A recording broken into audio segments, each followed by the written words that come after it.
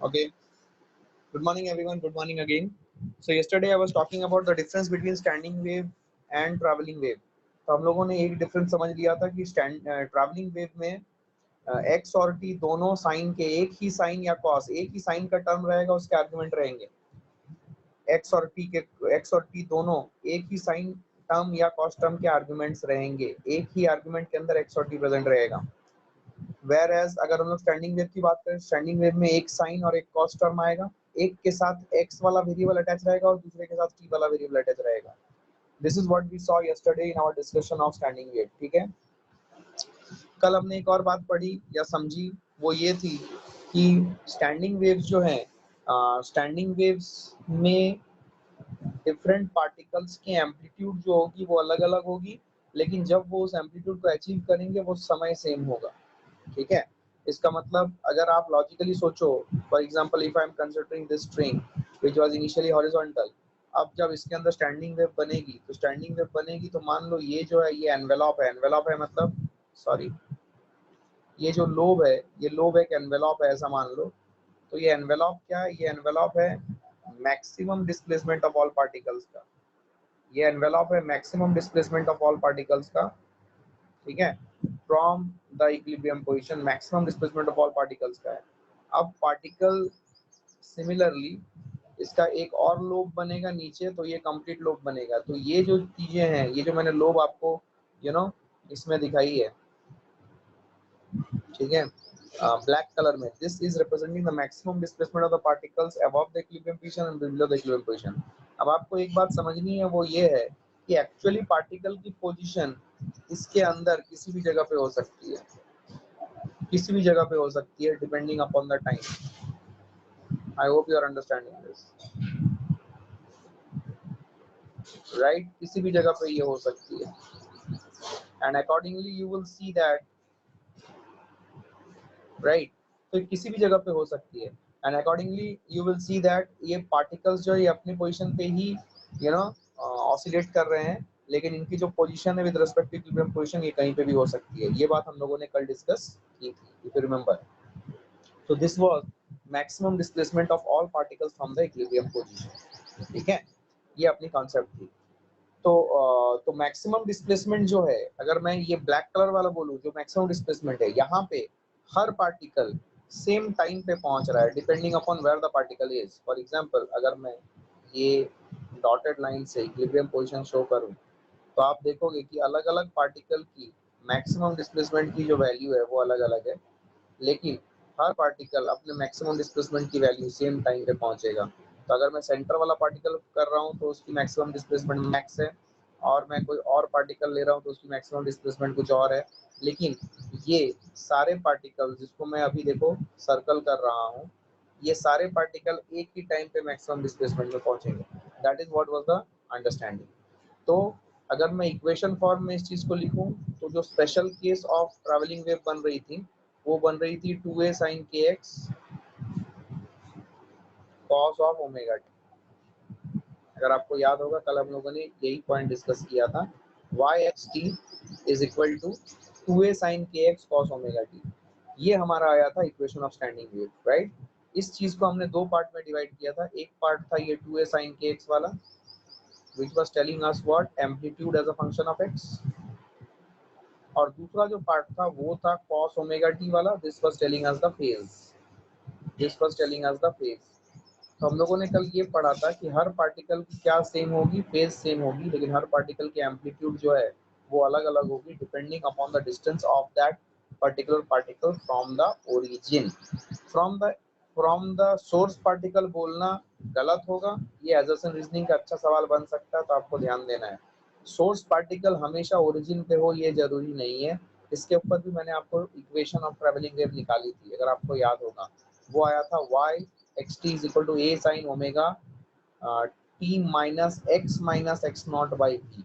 अगर आपकी source particle जो है वो ओरिजिन पे ना हो के किसी और जगह पे at a distance of x not from the origin अगर हो जाए, तो उस केस में आपकी इक्वेशन चेंज हो जाती है। I hope you understood this. चलिए आगे बढ़ते हैं।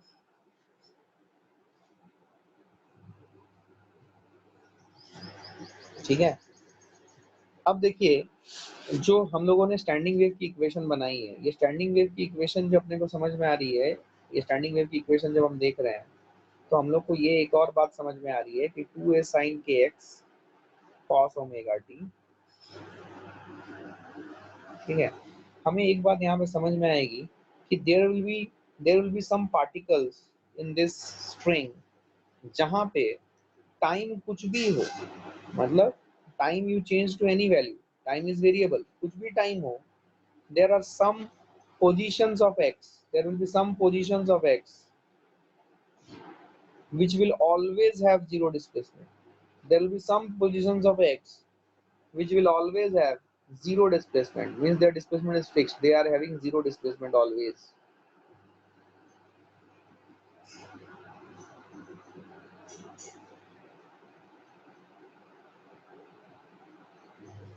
तो ऐसे पोजीशंस को जिनकी जीरो डिस्प्लेसमेंट हमेशा रहे, irrespective of the time that we are taking, means time को हम वेरिएबल करते हैं फिर भी उनकी पोजीशन में कोई बदलाव नहीं आएगा, ऐसे पोजीशन को हम लोग स्पेशल नाम देते हैं जिनको हम लोग बोलते हैं नोड्स। ये जो नोड्स है ये आपको travelling waves in string, standing waves in string, travelling waves in sound, standing waves in sound, सब जगहों पे यही कॉमन टर्मिनोलॉजी है। तो नोड्स वो जगह है जहाँ पे पार्टिकल की displacement from the equilibrium position zero है हमेशा, irrespective of the time that we are considering. Time हम कुछ भी ले लें, उससे इंडिपेंडेंट है वो, आप देखोगे कि हमेशा जो उनकी डिस्प्लेसमेंट फ्रॉम इक्विलिब्रियम पोजीशन है वो जीरो ही रहेगी। So displacement of equilibrium position will always be zero, ठीक है। This is what is these are known as nodes. Similarly, ऐसे कुछ पॉइंट्स होंगे जिनकी डिस्प्लेसमेंट मैक्स हो सकती है, और वो डिस्प्लेसमेंट मैक्स जो होगी वो एक पर्टिकुलर टाइम पे ही होगी। तो जो पार्टिकल की डिस्प्लेसमेंट मैक्स होगी उनको हम लोग एंटाई नोड बोलते हैं। ध्यान से सुनना, मैं इसको सेव करता हूँ and I will take a new whiteboard. What I am trying to say is that again there will be some particles, there will be some particles, there will be some particles which can achieve, which can achieve max displacement, which can achieve max displacement,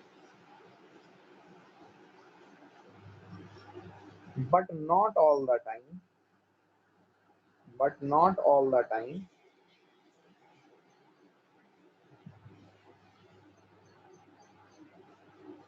but यहाँ से हटा रहा हूँ, not all the time, but at some specific time, ये important है, but at some specific time, ठीक है। ऐसे पोजीशन को हम लोग बोलते हैं, एक नया नाम देते हैं, आप सबको पता है, एंटाई नोड्स। अब जो लोग यू नो जो लोग इस चीज को समझ रहे हैं उनको एक बात ध्यान दें, यहाँ पे एक चीज है जो आपको, not all the time but at some specific time, ये इंपॉर्टेंट है। इसको हम लोग अभी अब देखेंगे, ध्यान से। इसको सेव करता हूँ मैं।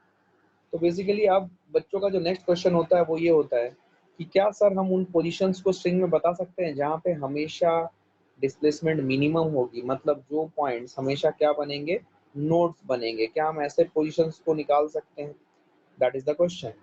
तो वो निकालने के लिए हमें क्या करना पड़ेगा, if we look at the equation of, if we look at the equation of standing wave which is equal to 2a sin kx cos omega t। याद रखिए जब मैं इक्वेशन लिख रहा हूँ, मैंने आपको ये पहले भी बताया था, अभी भी रिकॉल करवा रहा हूँ, ये जो इक्वेशन है this is not the general form, this is the standard form, और it's a special case of standing wave. General form मैं आपको बताऊंगा। तो y x t equal to 2a sin kx cos omega t। तो इसमें अगर हम लोग ये एम्पलीट्यूड वाला टर्म देखें, if we look at the amplitude वाला term, we will see that इस एम्पलीट्यूड को which is 2a sin kx, ये किन जगहों पे जीरो हो रही है। जिन जगहों पे 2a sin kx जीरो होगी, लॉजिकली सोचिए इस मैथमेटिकल इक्वेशन को, यहाँ पे नीट वाले बच्चे थोड़ा ध्यान दें, जेई वाले बच्चों को पूरी समझ आएगी इस चीज की, नीट वाले बच्चे थोड़ा ध्यान दें, बिकॉज ये चीज आप इलॉजिकली रट नहीं सकते, आपको थोड़ी बहुत अक्ल लगानी पड़ेगी। तो जो 2a sin kx की जो वैल्यू है, ये 2a sin kx को अगर मैं जीरो करूं तो आपको एक बात समझ में आनी चाहिए, ये 2a sin kx अगर जीरो है तो t की वैल्यू कुछ भी हो जाए, ये वैल्यू हमेशा जीरो रहेगी। तो 2a sin kx जीरो करने के लिए मुझे क्या निकल के आएगा मेरे पास कि sin of kx should be zero, sine of K X should be zero. इससे निकल के आ रही है कि जो के एक्स है ये एन पाई होना चाहिए, पाई के मल्टीपल्स। के इज 2 पाई बाय लैम्डा, के को अगर आप 2 पाई बाय लैम्डा लिखो, 2 pi by lambda x is equal to N pi. N N cut गया, सॉरी एन नहीं कटेगा, सॉरी सॉरी सॉरी, पाई पाई कट गया, तो एक्स की वैल्यू कितनी आई, you will get value of x is equal to N lambda by two, x is equal to n lambda by 2. So these are the values that you are getting of x, where you will always find nodes. अब n की value integers है और n की value starts from 0, 1, 2 and so on. तो आपको दिखेगा कि x की वैल्यू 0 पे, x की वैल्यू लैम्डा बाई 2 पे, x की वैल्यू 3 लैम्डा बाई 2 पे, 5 लैम्डा बाई 2 पे आपको नोड्स की पोजीशन मिलेगी। Basic discussion. इसका मतलब यहाँ पे अगर हम समझें एक बात को और अच्छे से, तो हमें एक बात समझ में आएगी कि कोई भी दो कंसेक्यूटिव नोड्स के बीच की जो दूरी है, कंसेक्यूटिव नोड्स के बीच की दूरी, that is equal to lambda by 2, if you are understanding this, that will be equal to lambda by 2। कहीं पे भी आप देख लो तो दो नोड्स के बीच की जो दूरी है वो हमेशा लैम्डा बाई 2 है। I hope you are understanding this, ठीक है, इसमें कोई खास बात नहीं है। इसका मतलब अगर आपके पास एक स्टैंडिंग वेव बन रही है तो दो नोड्स के बीच की दूरी हमेशा लैम्डा बाई 2 होगी, ठीक है। और हमने जो यहाँ पे special case of travelling wave लिया है, इस special case of travelling wave पे जो पहला नोड आपको बनता हुआ दिखाई दे रहा है वो बनेगा x इक्वल टू 0, ठीक है। तो इसको ऐसा समझें कि अगर हमारे पास, ध्यान से देखिएगा, इसको ऐसा समझें कि अगर हमारे पास, ठीक है, ये अपना ओरिजिन है, तो जो आपकी स्टैंडिंग वेव बनती है तो जनरली आप पॉजिटिव एक्स एक्सिस में दिखाते हो, बट ऐसा जरूरी नहीं है, वो इस साइड में भी आ सकता है। मैंने एक लोब दिखाया, दूसरा लोब को मैं दूसरे कलर से दिखा रहा हूँ ताकि दो वेव का आपको एहसास हो जाए, ठीक है। तो जो इक्वेशन मैंने लिखा था आपके लिए, which is equal to y, which is a function of both x and t, that is equal to 2a sin kx cos omega t, इस पर्टिकुलर इक्वेशन, इस particular format of standing wave के लिए आपकी पहली जो node की position है वो 0 है और दूसरी नोड की पोजीशन ये डिस्टेंस ऑफ लैम्डा बाई 2 है। मतलब ये जो कोऑर्डिनेट होगा, ये कोऑर्डिनेट होगा लैम्डा बाई 2, ये हो जाएगा 3 लैम्डा बाई 2।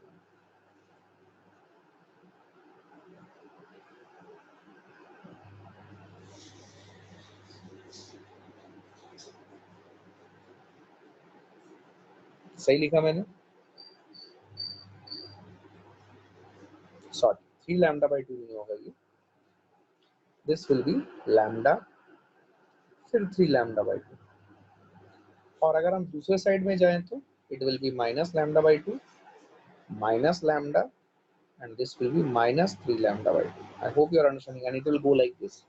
तो किसी भी दो नोड्स के बीच की दूरी अगर आप निकालना चाहें, आपको ये साफ साफ दिख रहा है कि सक्सेसिव नोड्स के बीच की दूरी लैम्डा बाई 2, तो ये बात आपको समझनी पड़ेगी। तो generally if you take,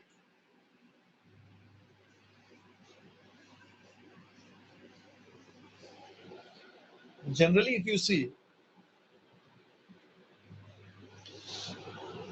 we take only the standing wave which is along the positive x axis, generally we take this, ठीक है। बट ऐसा भी हो सकता है कि कभी कभी आपको नेगेटिव साइड में भी स्टैंडिंग वेव की बात करनी पड़ सकती है, ठीक है। तो अभी इससे ऐसे भी पॉइंट्स निकालने की बात आएगी जहां पे आपकी डिस्प्लेसमेंट मैक्स हो।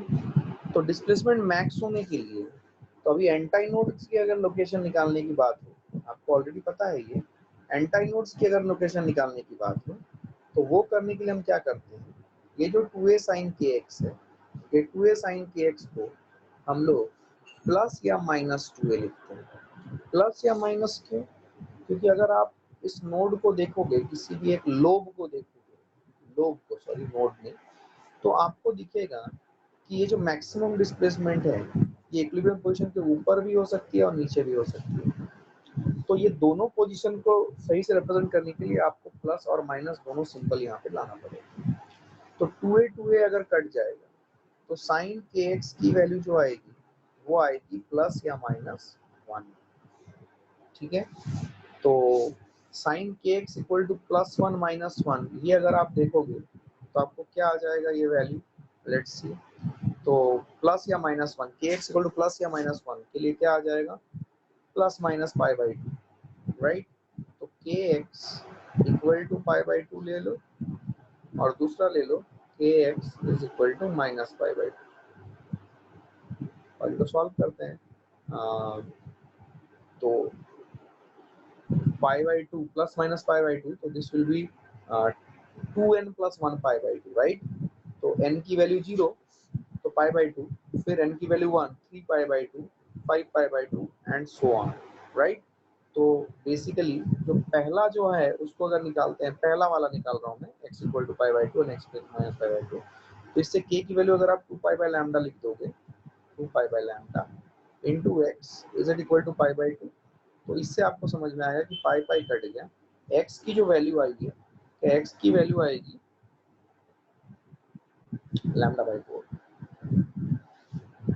Are you seeing it? और यहाँ पे kx equal to minus lambda by 2 अगर मैं लेता हूँ तो x की जो वैल्यू आएगी similarly it is minus lambda by 4। तो इसको एक्सप्लेन करने के लिए मैं आपको प्रीवियस स्लाइड में लेके जाऊंगा, जो स्लाइड मैंने आपके लिए प्रिजर्व करके रखी है, देखिए ध्यान से, ये वाला देखिए। ये वाला स्लाइड में अगर आप देखोगे तो आपको पहला जो लोकेशन मिलेगा प्लस लैम्डा बाई 2 के कॉरस्पॉन्डिंग, वो ये वाला पॉइंट मिलेगा and that is equal to lambda by 4। और जो दूसरा वाला मैंने निकाला माइनस लैम्डा बाई 2 के लिए, वो ये वाला पॉइंट है which is equal to minus lambda by 4। I hope you understood this. ठीक है, तो अभी अगर हम लोग जनरल फॉर्म की बात करें, तो जनरल फॉर्म क्या हो जाएगा, kx equal to 2n plus 1 lambda by 2, kx is equal to 2n plus 1 lambda by 2। तो अगर ये 2n प्लस 1 लैम्डा बाई 2 है, सिंपल सी बात है, ध्यान दीजिएगा, तो n की वैल्यू अगर 0 ले ले तो वो लैम्डा बाई 2 है, ठीक है। और n की वैल्यू अगर माइनस 1 ले ले तो वो माइनस लैम्डा बाई 2 है। तो 0 अगर प्लस 1 ले लिए आप, 0 ले लिए तो लैम्डा बाई 2, राइट। 1 ले लिए, प्लस 1 ले लिए तो 3 lambda by 2, 5 lambda by 2 and so on. 0 ले लिए तो लैम्डा बाई 2 है। उसके बाद वाला जो आएगा, अगर आप माइनस 1 ले लिए तो minus 2 plus 1 which is minus lambda by 2, तो आप लेफ्ट हैंड साइड में चलते चले, ठीक है। जो मैंने आपको ओरिजिन के दोनों साइड में लोब्स दिखाए थे, तो दोनों का इंडिकेशन मिल जाता है। तो इससे अपने को क्या समझ में आया, इससे अपने को ये समझ में आया कि जो एंटाइनोड की लोकेशन है that will be given by x is equal to lambda by 4, 3 lambda by 4, 5 lambda by 4, 7 lambda by 4 and so on, अगर हम पॉजिटिव साइड की बात करें। सिमिलरली आप नेगेटिव साइड में क्रिएट कर सकते हो। तो यहाँ पे भी अगर आप ध्यान से देखोगे कि दो नोड्स के बीच की जो दूरी है 3 lambda by 4 minus lambda by 4 that is 2 lambda by 4 that is lambda by 2। दो एंटी नोड्स के बीच की दूरी, sorry, lambda by 2, lambda by 2। तो आप ये चीज देख रहे हो कि distance between two consecutive nodes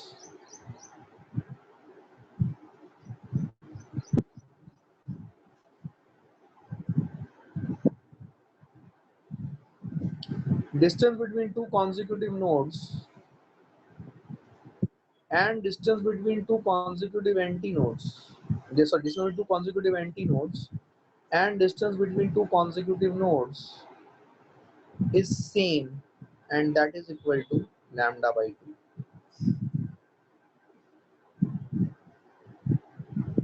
ये सेम रहता है। तो किसी भी स्टैंडिंग वेव में distance between two consecutive nodes and distance between two consecutive antinodes is always lambda by 2। So similarly, I can say that distance between a node and an antinode will be lambda by 4. Distance between one node and an antinode successive distance between one node and the successive anti node will be lambda by 4। क्या मेरी बात समझ में आई? Good, इसको मैं save करता हूँ।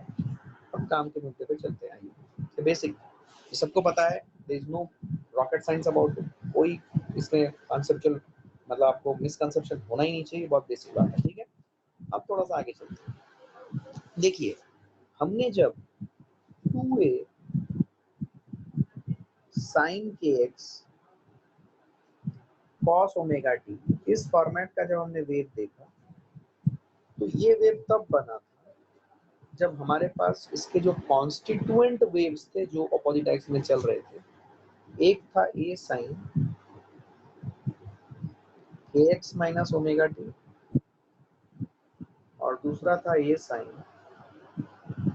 kx plus omega t, अगर आपको याद हो, राइट? इसलिए मैंने इन दोनों को लिखा है। तो इन दोनों का जब आपने सम किया तो यू गॉट दिस।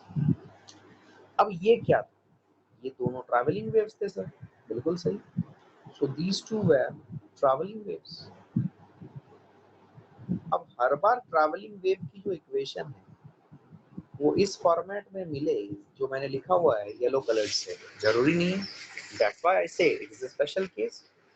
ऐसा भी तो हो सकता है, हाँ, अगर मुझे स्टैंडिंग वेव बनानी है तो ये बात तो तय है कि दोनों वेव्स की ओमेगा सेम होनी चाहिए, इसमें कोई कंफ्यूजन नहीं।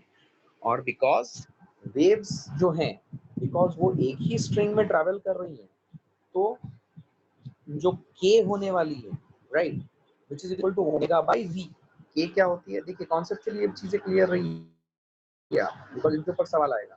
k is omega by v, right? तो k अगर ओमेगा बाई v है, ठीक है, k अगर ओमेगा बाई v है, देन हमें पता है कि ओमेगा जो है वो तो फिक्स्ड है, बिकॉज दोनों वेव्स जो ट्रैवल कर रही है दोनों की लीनियर फ्रीक्वेंसी सेम है, तो एंगुलर फ्रीक्वेंसी भी सेम होगी। अब अगर मैं v की बात करूं, तो obviously v is something which is decided by tension and mass per unit length, because v is what? It is the velocity of the wave।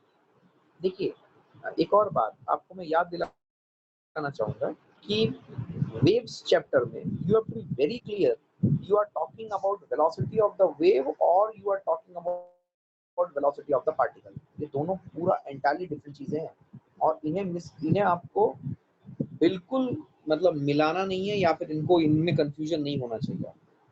तो आप जब भी कोई फॉर्मूला लिख रहे हो तो यूट्यूब पे 100% श्योर कि you are talking about velocity of the wave और velocity of the particle, and if you fail to recognize that, then you are bound to make errors। आप प्लीज इस बात का ध्यान दें, right? You will be bound to make errors, तो वो होना नहीं चाहिए। इसीलिए आपको velocity of the wave and velocity of particle, इन दोनों में क्लियर डिस्टिंक्शन करना आना चाहिए, कब वेलोसिटी ऑफ वेव की बात हो रही है और कब वेलोसिटी ऑफ पार्टिकल की बात हो रही है। तो अगर मैं एक ही स्ट्रिंग में दो वेव चला रहा हूं और दोनों अपोजिट डायरेक्शन से, सेम उनकी लीनियर फ्रीक्वेंसी एंगुलर फ्रीक्वेंसी है, तो बिकॉज ये दोनों वेव्स एक ही स्ट्रिंग में प्रोड्यूस या क्रिएट हो रहे हैं, तो tension in the string is constant and mass per unit length of the string is also constant. That will prove that your v which I have circled, that is same for both the waves. इसीलिए आप देखिए इन दोनों में मैंने k को भी same लिया। Is a reason why we are writing like this, and you should be 100% sure why what you are writing, why you are writing it at all at the first place, right? You should be 100% sure about it। तो ये दो wave अपने आए, लेकिन जैसा कि मैंने बोला कि ट्रैवलिंग वेव में हमेशा यही इक्वेशन बने, ये तो जरूरी नहीं है ना बेटा जी। ये इक्वेशन तो तब बनता था ना कि जब ट्रैवलिंग वेव में, मान लो मैं एक ट्रैवलिंग वेव बना रहा हूँ, ऐसे दो ट्रैवलिंग वेव है जो मिलके आपका स्टैंडिंग वेव बनाते हैं। तो ये ट्रैवलिंग वेव तो तब था जब आपकी source particle t equal to 0 पे ओरिजिन पे थी, पर जरूरी तो ऐसा नहीं है। आपने तो ऐसे भी वेव के इक्वेशंस बनाए हैं जो मैंने आपको क्लास में करवाया है, जहाँ पे t इक्वल टू 0 पे सोर्स पार्टिकल ओरिजिन पे ना होके ओरिजिन से कुछ पोजीशंस ऊपर डिस्प्लेस्ड। तो अगर ऐसा केस है तो ऑब्वियसली मेरी जो ट्रैवलिंग वेव की इक्वेशन आएगी उसमें एक टर्म जुड़ेगा which is known as phase constant, right? ये kx माइनस ओमेगा t के साथ एक और टर्म जुड़ेगा which is phi, some angle, right? और ये एंगल कौन सा एंगल है, आपको ये चीज मैंने अच्छे से फेजर डायग्राम में सिखाया था। तो अगर आपको क्लैरिटी नहीं है, आप वेव्स के पुराने लेक्चर्स मेरे वीडियोस देखिए, आपको क्लैरिटी आ जाएगी, ठीक है? तो इसीलिए ये जो इक्वेशंस आपने लिए हैं, दो कंपोनेंट ट्रैवलिंग वेव के इक्वेशन लिए हैं, इसीलिए इनको मैंने आपको पहले ही बताया था कि these are special cases of standing wave creation. ये स्पेशल केस है, जनरल केस इससे बहुत अलग होगी। तो अब सवाल है कि इन मॉडिफिकेशंस को जो मैंने अभी आपको एक्सप्लेन किया हियर समवेयर हियर, कि ये तो वो केस था कि t=0 में सोर्स पार्टिकल ओरिजिन पे था और ओरिजिन से इधर नीचे की तरफ जा रहा है या ऊपर की तरफ जा रहा है, depending upon the direction of velocity of wave. लेकिन ऐसा भी तो हो सकता है, ऐसा भी तो हो सकता है, और मैंने ऐसे सवाल आपको कराए हैं, याद करो, कि t=0 पे जो सोर्स पार्टिकल है वो ऐसा कहीं कहीं, मतलब you will see that it is not at the origin, it is somewhere displaced above, कहीं पे दूसरी जगह पे। तो अगर ऐसा केस है तो इस केस में आपकी जब इक्वेशन आप लिखोगे ट्रैवलिंग वेव के, it will be written with kx minus omega t और kx प्लस ओमेगा टी, लेकिन साथ में एक और एंगल होगा, वो एंगल फेज कांस्टेंट फाई बोला जाता है, और आपको वो एंगल निकालने का तरीका मैं ऑलरेडी फेजर में बता चुका हूँ। ठीक है, तो अगर वो केस है, अगर वो केस है तो उस केस में हमारे जो कॉन्स्टिट्यूएंट वेव्स हैं जो एक ही स्ट्रिंग में अपोजिट डायरेक्शन में चल रही हैं, उनकी ओमेगा तो सेम होगी, के तो सेम होगी, लेकिन उनके जो फेज कांस्टेंट्स हैं वो अलग अलग होंगे। और जब ऐसे ऐसे कंपोनेंट ट्रैवलिंग वेव्स को हम जोड़ेंगे to make the standing wave, तो उस केस में हमारा जो स्टैंडिंग वेव बनेगा उसका फॉर्मेट कुछ इस प्रकार का आएगा। तो general form of standing wave जो होगा, जनरल फॉर्म या इक्वेशन ऑफ स्टैंडिंग वेव जो होगी, स्टेशनरी वेव भी इसको बोलते हैं या स्टैंडिंग वेव बोल सकते हो आप, स्टैंडिंग वेव या स्टेशनरी वेव। तो general form of stationary wave जो होगी वो होगी 2a sin kx plus phi1 into sine omega t plus phi2। ये है आपका most general form of standing wave, और आपको इसी फॉर्मूला को रटना है, आप कोई और फॉर्मूला नहीं रटोगे, आप इसी फॉर्मूले को रटोगे। अगर आपसे कोई भी पूछे स्टैंडिंग वेव का इक्वेशन बोलो, तो इससे पहले जो आपने स्टैंडिंग वेव की इक्वेशन बताया था 2a sin kx cos omega t, वो नहीं बोलोगे आप कौन सी इक्वेशन बोलोगे? 2a sin kx plus phi1 sin omega t plus phi। I hope you understood this. ये जो वेव है, ये वेव तब बनी जब आपके कंपोनेंट्स, जो कंपोनेंट ट्रैवलिंग वेव जो थे, जो अपोजिट डायरेक्शन में ट्रैवल कर रहे थे, वो कुछ भी जनरल फॉर्म ले सकते हैं, मतलब t=0 पे सोर्स पार्टिकल वहां पे ओरिजिन पे हो, ये दरकार नहीं है या ये रिक्वायरमेंट नहीं है। तो उस केस में आपकी जो general form of standing wave बनेगी, it will B of this particular format. I hope you all understood this, right?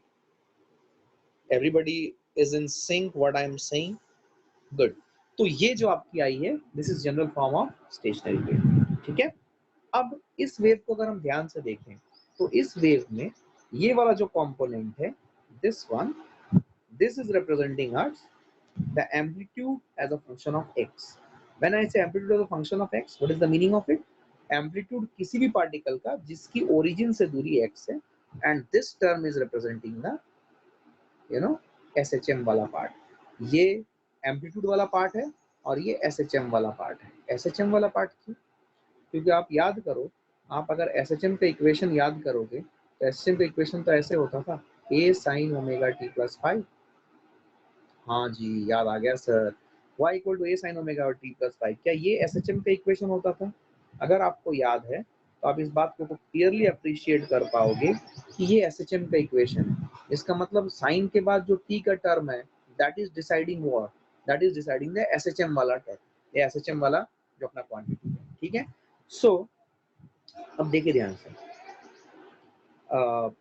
जब मैंने जनरल फॉर्म लिखा है, अब क्या इंफॉर्मेशन हमको कन्वे होता है इस जनरल फॉर्म से, let's try to speak about. तो ये जो amplitude as a function of x है, ये मुझे बताएगा कि कोई भी पार्टिकल, एनी पार्टिकल की लोकेशन, सॉरी, एनी पार्टिकल की मैक्सिमम एम्पलीट्यूड क्या है, एनी पार्टिकल की मैक्सिमम एम्पलीट्यूड का कोई मतलब नहीं होता है, मैक्सिमम डिस्प्लेसमेंट क्या है या एम्पलीट्यूड क्या है। मैक्सिमम डिस्प्लेसमेंट कहाँ से, अब वो भी सवाल आता है। Maximum displacement from equilibrium position, any particle की maximum displacement from equilibrium position क्या है ये बताएगा amplitude as a function of x. ठीक है, और जो एसएचएम वाला टर्म है,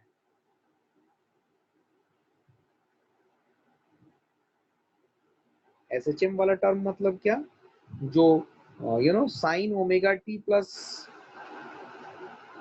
पाई टू वाला टर्म है, जो मैंने स्टैंडर्ड इक्वेशन में दिखाया था प्रीवियस स्लाइड में, जो एसएचएम वाला टर्म है, that will tell us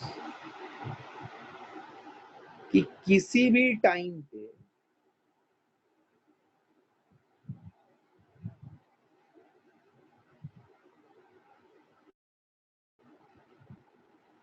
x वाला पार्टिकल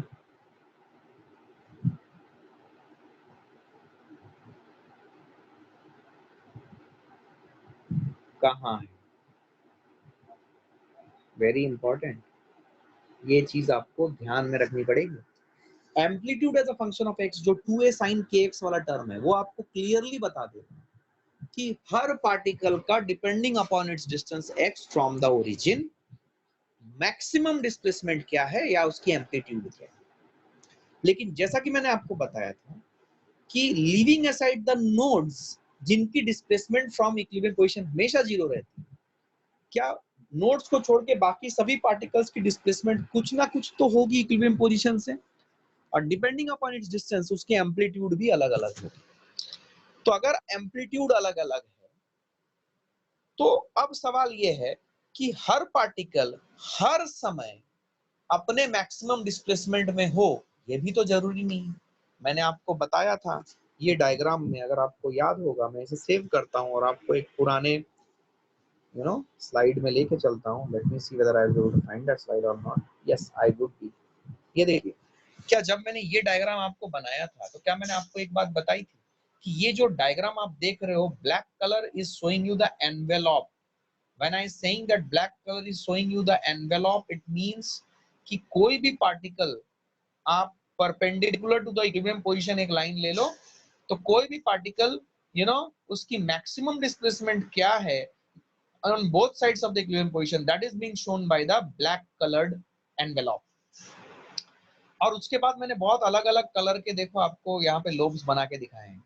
ये जो अलग अलग कलर के लोब्स हैं, ये सिर्फ यही बता रही है कि हर मोमेंट पे पार्टिकल अपने maximum displacement from equilibrium position पे हो, ये जरूरी नहीं है। वो इस एनवेलप के अंदर कहीं पे भी हो सकता है, वो नाच रहा है कंटिन्यूअस, तो वो नाचने वाले प्रोसेस को मैं रिप्रेजेंट कर रहा हूं by different other lobes of different colours with in that envelope lobe.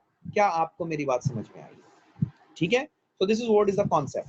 तो मैक्सिमम डिस्प्लेसमेंट या एम्पलीट्यूड क्या है किसी भी पार्टिकल का, वो एक्स बताएगा। लेकिन किसी भी टाइम टी पे वो अपने इक्विलिब्रियम पोजीशन से एग्जैक्टली कितनी दूरी पे है, वो बताने के लिए हमें दूसरे टर्म का सहारा लेना पड़ेगा, which is the SHM term, which is sine omega t plus I two. क्या मेरी बात समझ में आई है? सो ये बात आपको समझनी है कि this is what is the understanding. ये अगर समझ गए तो आपको इस चैप्टर की रियल क्रक्स या इसके अंदर जो रियल कॉन्सेप्ट है वो आपको समझ में आएगा। So again I am repeating for your benefit कि amplitude as a function of x is telling you कि एनी पार्टिकल की मैक्सिमम डिस्प्लेसमेंट ऑफ इक्विलिब्रियम क्या है, और एसएचएम वाला term that is sin omega t plus phi 2, this is telling me कि x distance वाला particle कहाँ है किसी भी टाइम t पे। क्या मेरी बात समझ में आ रही है? गुड, चलिए आगे बढ़ते। सपोज मैं अभी आपको एक छोटा सा एक सवाल से शुरू करते हैं। जनरल में एक सवाल लेता हूं आपके लिए। Let me take an example for you. Suppose if I say that equation of the standing wave is given by 2a sin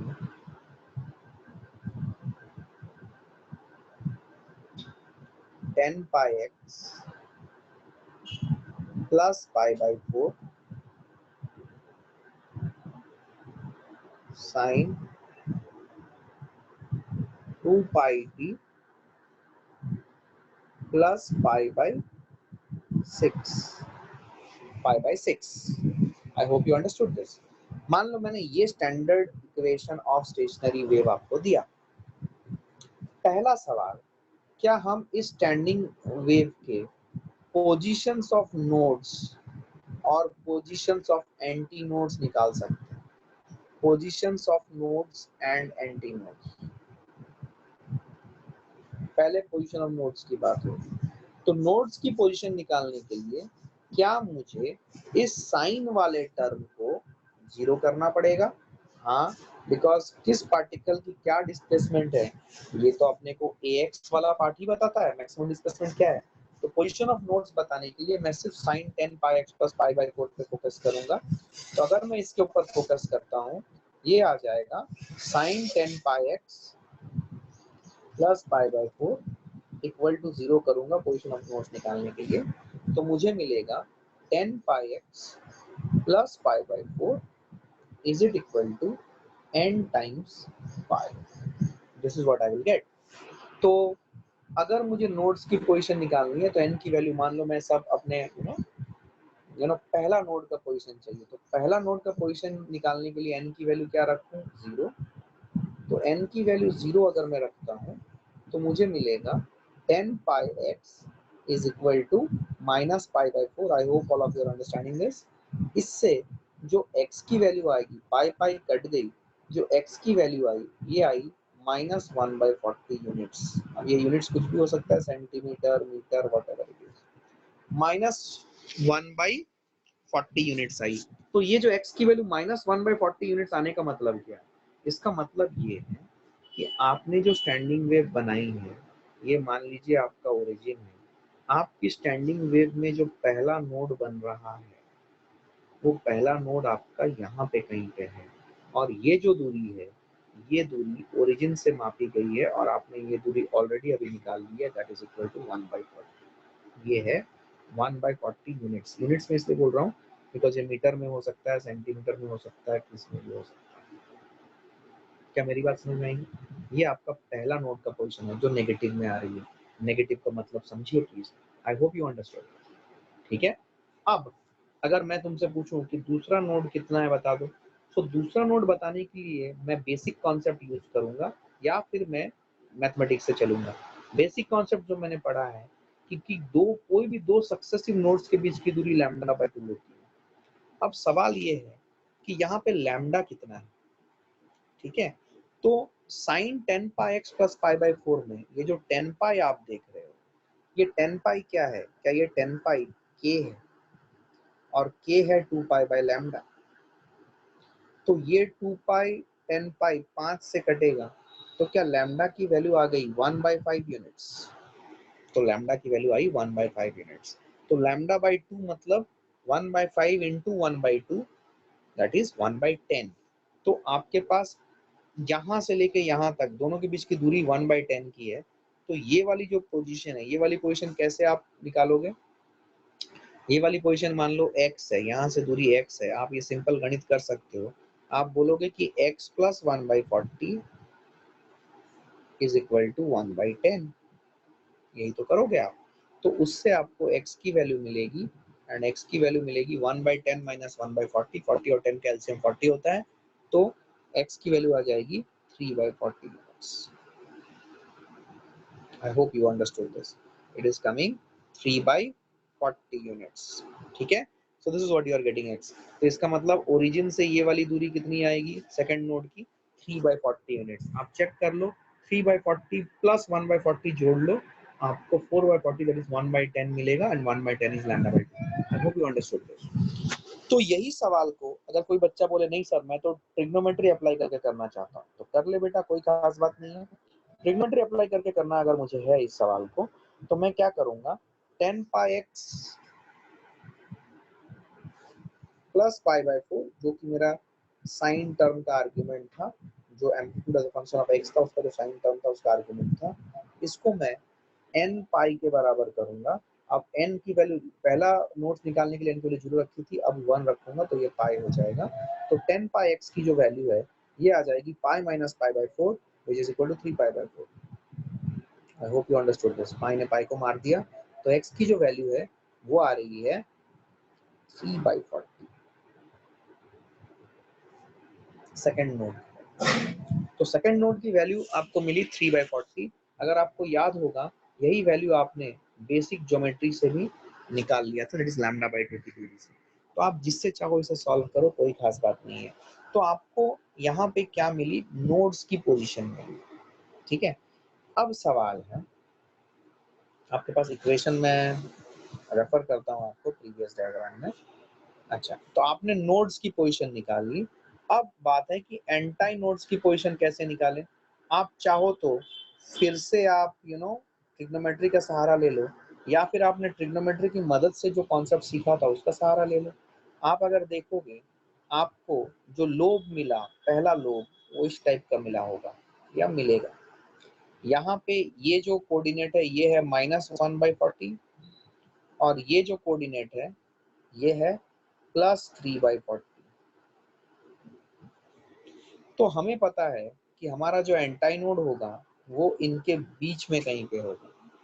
तो इनके बीच में कहीं पे होगा, तो 3/40 plus 4/40, that is 3/40 plus 1/40, 4/40, 1/10, 1/10 divide by 1/20 पे होगा।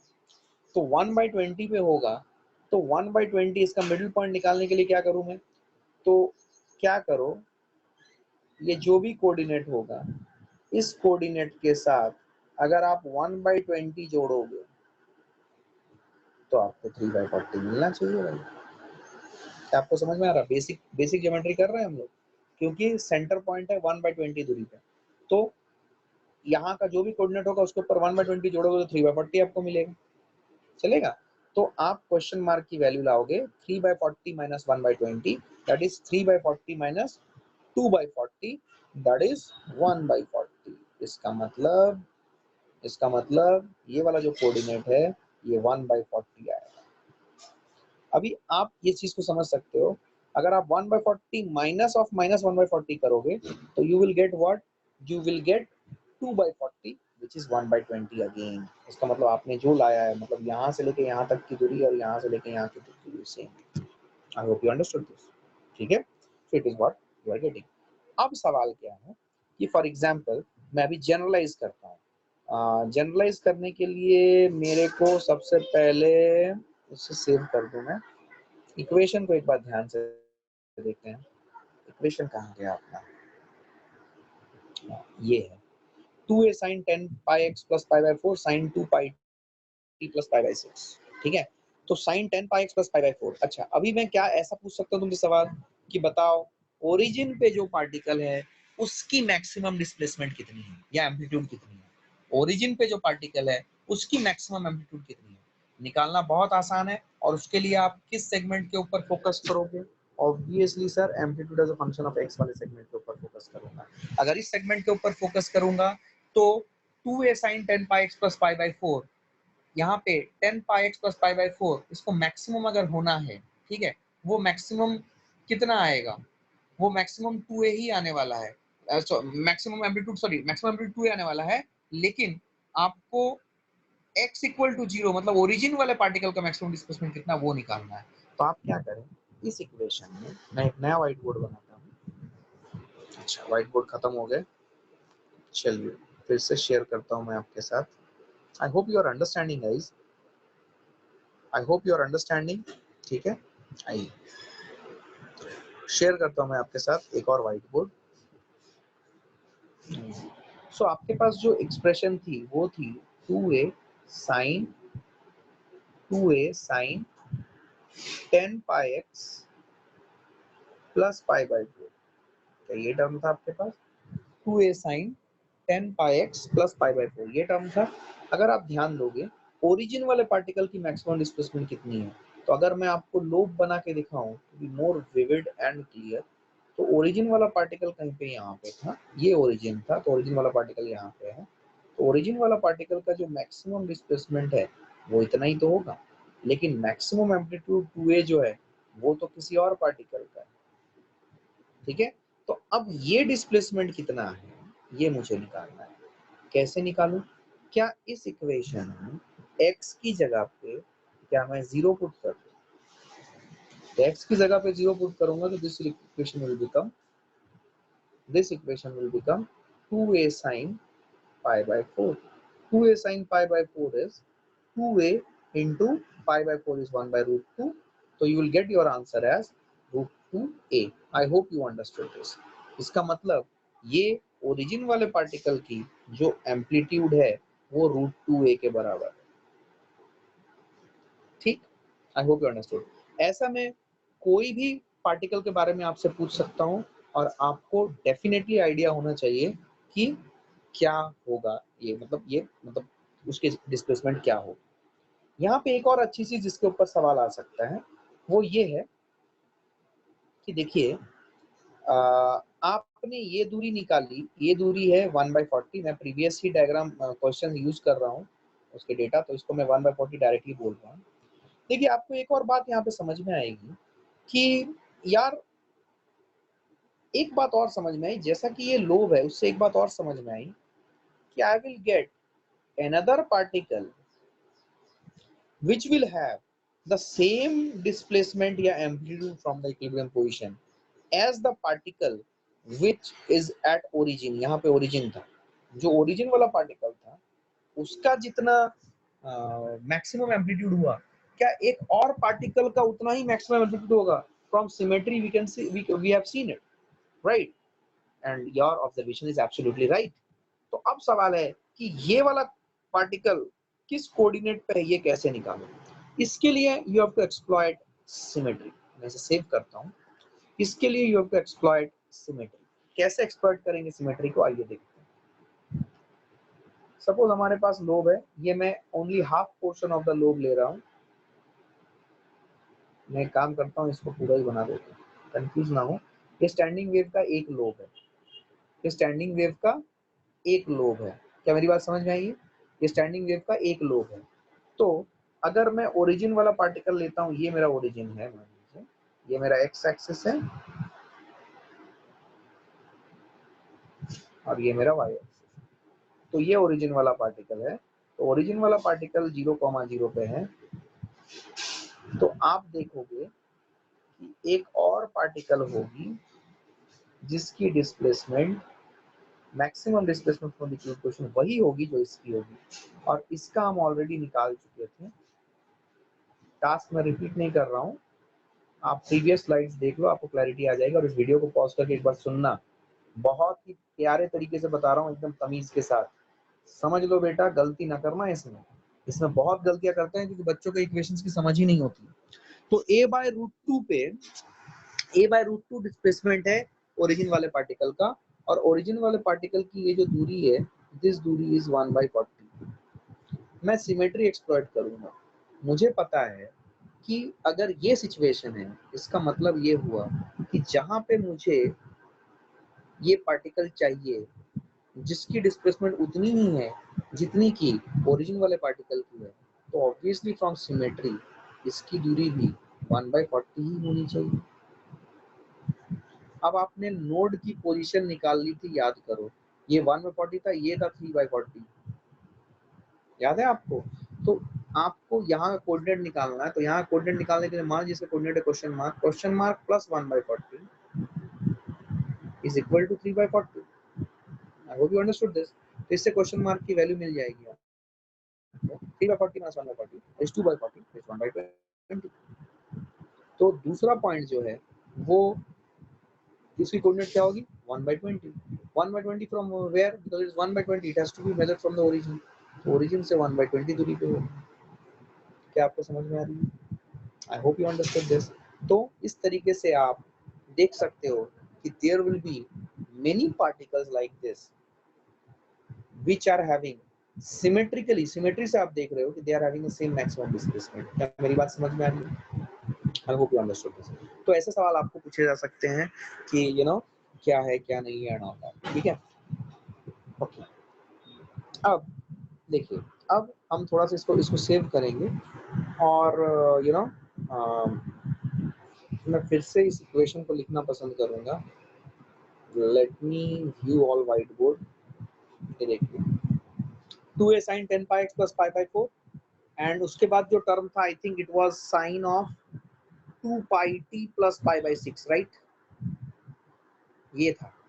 Guys please give me a heads up, यही था ना sin 2 pi t plus pi by 6, right? आपने लिखा होगा अपने कॉपी में। Is it what I have written? Because वो स्लाइड्स खत्म हो गए हैं, मेरे को अब रेफर बैक करना पड़ेगा डेटाबेस में, it will take some time. Is it something 2 pi t plus pi by 6 मैंने लिखा था? Okay, no response.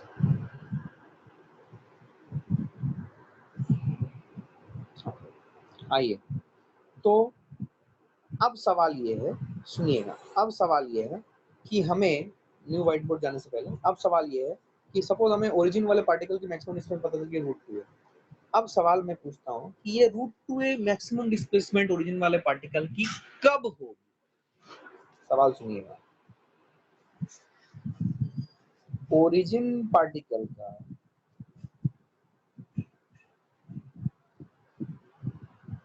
Max displacement that is amplitude √2 कब आएगा या कब होगा? This is the question. हमने अभी पढ़ा, ये हर टाइम पे तो नहीं होगा। तो इस सवाल का जवाब देने के लिए आपको इक्वेशन के दूसरे पार्ट की समझ होनी चाहिए। देखिए, आपने इक्वेशन लिखा 2a sin 10 pi x plus pi by 4 into sine 2 pi t plus pi by 6, आपने यही लिखा था इक्वेशन। अब आप ध्यान दें, अब आप ध्यान दें, आपको ओरिजिन वाले पार्टिकल की मैक्सिमम डिस्प्लेसमेंट पता चल गई है, मतलब ये वाला पार्ट तो आपको पता चल गई है भाई ओरिजिन वाले पार्टिकल के लिए। ये इट्स डन, ये हो चुका है आपका, खत्म, कहानी खत्म है इसमें। अब सवाल है कि ये मैक्सिमम डिस्प्लेसमेंट √2 कब होगा? मैक्सिमम डिस्प्लेसमेंट होने के लिए आपको एक बात समझ में आनी चाहिए कि ये वाली जो पूरी टर्म है इसकी वैल्यू +1 और -1 होना चाहिए। +1 तो समझ में आया सर, -1 क्यों? क्योंकि बेटा वो जो पार्टिकल है उसकी maximum amplitude above the equilibrium position and below the equilibrium position, दोनों हो सकती है ना? समझ में आई? दोनों हो सकती है ना? तो ये sin 2 pi t plus pi by 6 plus 1 या -1 कुछ भी हो सकता है। Let's try to solve both of them. 2 pi t plus pi by 6 is equal to +1 अगर मैं लूंगा तो pi by 2, तो ये आ जाएगा 2 pi t is equal to pi by 2 minus pi by 6। pi by 2 minus pi by 6 मतलब pi by 3।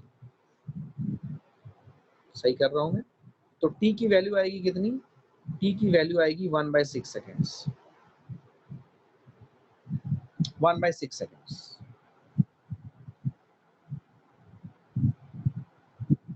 1/6 seconds ये आएगा जब उसकी एम्पलीट्यूड मैक्स होगी। और -1 लेने के लिए क्या करूं?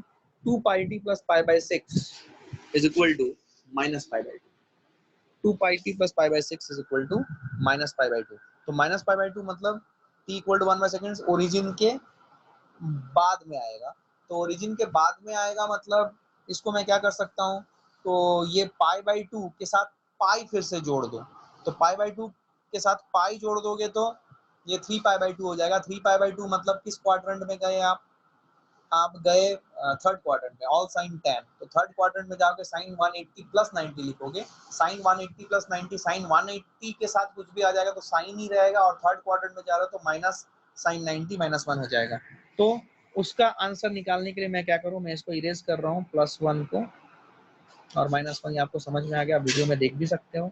तो हम ये देखेंगे कि 2 pi t plus pi by 6, सब लोग अपने कैलकुलेशन करो, is it equal to pi by 2 plus pi, that is 3 pi by 2। So 3 pi by 2, अगर हम लोग 0 से टाइम मेजर कर रहे हैं तो 3 pi by 2 minus pi by 6 करना पड़ेगा। तो इससे t की वैल्यू आ जाएगी, क्या आ जाएगी? मैं इसको 2 पाई t लिखता हूँ। 2 pi t is equal to 3 pi by 2 minus pi by 6, 9 pi minus pi 8 pi by 6, 8 pi by 6 आएगा, पाई पाई कट जाएगा, तो t की वैल्यू आएगी 8/12। 8/12 मतलब 2/3, 2/3 सेकेंड्स। तो आप देखोगे कि 1/6 सेकेंड्स पे वो मैक्सिमम डिस्प्लेसमेंट उसकी होगी above the equilibrium position, that is a by √2 maximum displacement थी उसकी, above the equilibrium position 1/6 second पे आएगा, और below the equilibrium position आएगा वो 2/3 सेकेंड्स पे। आई होप यू अंडरस्टूड। क्या ये क्लियर है सबको? कब आएगा एक पार्टिकल अपने मैक्सिमम डिस्प्लेसमेंट में, कब आएगा, किसी भी पार्टिकल के बारे में पूछा जा सकता है, कब आएगा, इस चीज का जवाब देने के लिए आपको दूसरा टर्म जो आपका एसएचएम वाला टर्म है, उस टर्म को आपको देखना पड़ेगा। क्या मेरी बात समझ में आ रही है? So this is what is the understanding that you need to develop. अब इसमें बहुत सवाल बन सकते हैं, बेसिक इतना ही रहेगा और आपको इसको सॉल्व करना है, ठीक है। अब जैसे कि फॉर एग्जांपल ध्यान से सुनना, एक न्यू व्हाइट बोर्ड लेता हूँ, वही एग्जांपल रखते हैं ताकि हमें फिर से एग्जांपल क्रिएट करने की या सॉल्व करने की जरूरत ना रहे। डेटा चेंज हो सकता है, वो प्रैक्टिस से आ जाएगी, वो आप करोगे। 10 pi x plus pi by 4 into sine 2 pi t plus pi by 6, ये अपना टर्म था, ठीक है। अब आपसे ऐसा भी तो पूछा जा सकता है, हमने दो एंटी नोड्स के बीच की दूरी निकाल ली, कोई भी पार्टिकल की मैक्सिमम डिस्प्लेसमेंट कितना है वो निकाल लिया, किसी भी टाइम पे कोई पार्टिकल कहाँ पे है ये निकालना है, क्योंकि अभी इससे पहले हमने क्या निकाला, मैक्सिमम डिस्प्लेसमेंट पे कब होगा, हमने मैक्सिमम डिस्प्लेसमेंट कब होगा वो निकाला था। अभी हमको ऐसा भी तो पूछा जा सकता है कि फॉर एग्जाम्पल, ये देखो ध्यान से, मैं लोब की मदद से बताऊंगा तो आपको और क्लैरिटी आएगी। ये देखो, ये लोब है तुम्हारा, ठीक है। तो मान लो ये ओरिजिन वाला पार्टिकल था, ये ओरिजिनल पार्टिकल की मैक्सिमम एम्पलीट्यूड है, ये मैक्सिमम एम्पलीट्यूड है √2a, ये अभी हमने निकाल लिया था। और ये आ कब रही है, इधर आ रही है 1/6 सेकेंड्स पे, और यहाँ पे आ रही है 2/3 सेकेंड्स पे, यही हम लोगों ने निकाला, ठीक है, 1/6 सेकेंड्स पे और 2/3 सेकेंड्स पे। अब सवाल है कि सारे पार्टिकल्स, 2-3 बातें जो आपको यहाँ पे समझनी है, क्या आपने ये ओरिजिन वाला पार्टिकल क्यों निकाला, लेकिन अगर मैं आपको मैक्सिमम डिस्प्लेसमेंट वाला पार्टिकल के बारे में पूछता, तो क्या आपको लगता है कि मैक्सिमम डिस्प्लेसमेंट वाला पार्टिकल भी अपने एनवेलप के पीक पोजीशन, मतलब मैक्सिमम डिस्प्लेसमेंट, क्या ये 1/6 सेकेंड्स पर ही लाता? ध्यान सुनिएगा सवाल, आपने ओरिजिन वाले पार्टिकल की मैक्सिमम डिस्प्लेसमेंट कब हुई, 1/6 सेकेंड्स पे हुई, at the above the equilibrium position। अगर मैं पूछूं जो 2a वाला, जो 2a एम्पलीट्यूड, ठीक है, 2a एम्पलीट्यूड जिस पार्टिकल का होगा, उसकी maximum displacement up the equilibrium position कब आएगी? तो आपको ये बात समझ में आनी चाहिए कि ये 1/6 सेकेंड्स पे ही आएगी, क्योंकि मैंने आपको एक बात बताई थी, वो ये थी कि देखो, ये जो फेज वाला टर्म है, ये फेज वाला टर्म सभी पार्टिकल्स का एक पर्टिकुलर लोब में, ये फेज वाला टर्म मैं ये हिंदी में लिख रहा हूं ताकि आपको याद रहे, फेज वाला टर्म एक ही लोब के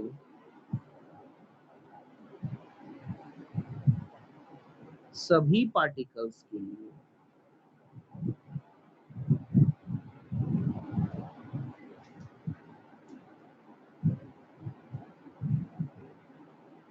सेम है, मतलब सभी पार्टिकल्स की मैक्सिमम एम्पलीट्यूड अलग अलग हो सकती है, लेकिन जब वो मैक्सिमम एम्पलीट्यूड पे पहुंचेंगे वो समय सेम है। क्या मैंने आपको bonus system in Indian companies के बारे में बताया था? ये वही एग्जांपल है बेटा जी, याद रखना, आपको एकदम क्लैरिटी के साथ समझ में आ जाएगी, ठीक है। I hope you understood this, ठीक है। तो मैं इस लेक्चर को यहीं पे खत्म करूंगा गाइस, ठीक है, आज के लेक्चर को। आई hope you understood standing wave in entirety.